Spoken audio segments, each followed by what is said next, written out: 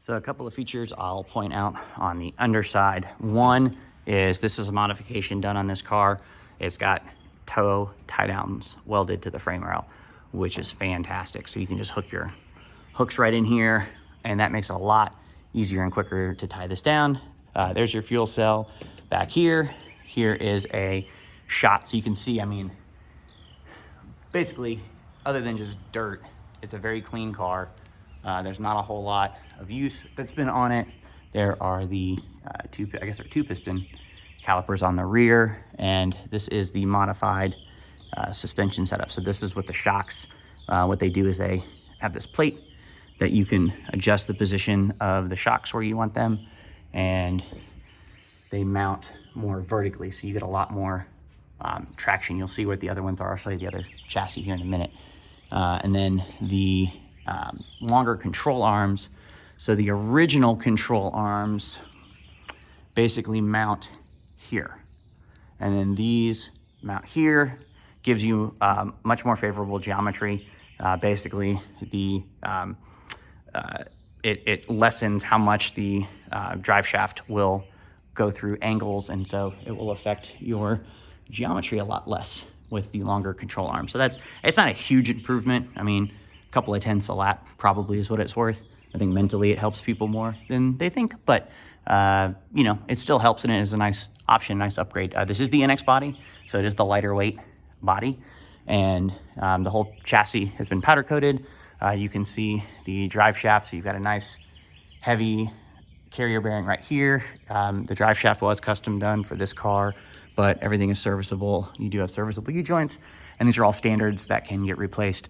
I did mention we do have to pull the gear off, so basically take the drive shaft loose, take these pumpkin bolts loose, the whole pumpkin slides right out. Well, the axle's got to come out, but the whole pumpkin slides right out, and then we'll put the new one in. This is the one for the Yamaha setup, whatever the stock motor is on this. This is the gear for the stock motor, and we got to swap it out with the gear for the Kawasaki engine.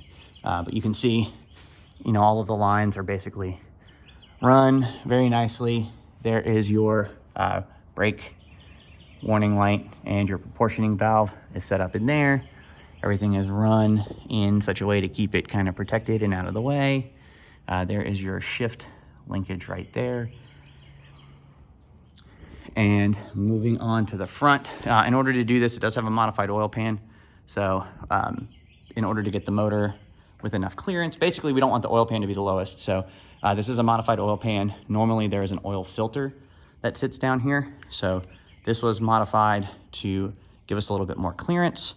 And then the oil filter normally would go, actually I think the oil filter normally goes right here on the side of the motor, but that would have interfered with the steering. So this company, Adams, makes an oil filter relocation kit. They sold us this, which is awesome. And so that bypasses that. And then we just had these fittings set up, and then that gives us room for the remote oil cooler. So there's the one coolant line we still got to route.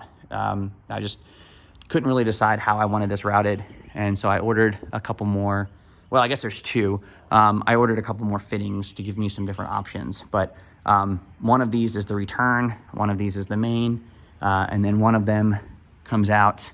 I gotta go back and look, but one goes up here, and then just needs to come down and go back in, and then the other one comes from here, and then it's gonna get run to the bottom of the radiator. And so I'm just trying to figure out what's the cleanest routing with the least amount of issues. So that's all that's left on the cooling system, is just plumbing that up, and we are done.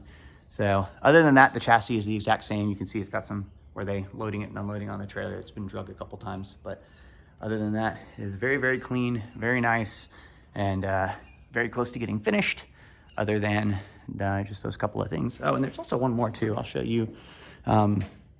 They did modify this one a little bit. So you'll see this nose piece, and this is how NX ships it, but this nose piece has been lowered a little bit, where the other ones, this is a slightly different setup, but they do have this setup right here, where this is really, really easy to work on. And then of course, everything's adjustable, everything's heavy duty. And then you've got the bump steer adjustment here, and a new steering rack and new Heim joints. Basically very low maintenance car. I'll go show you the other chassis. The other chassis has aluminum spindles, so you could use those if you wanted. and we can see the difference.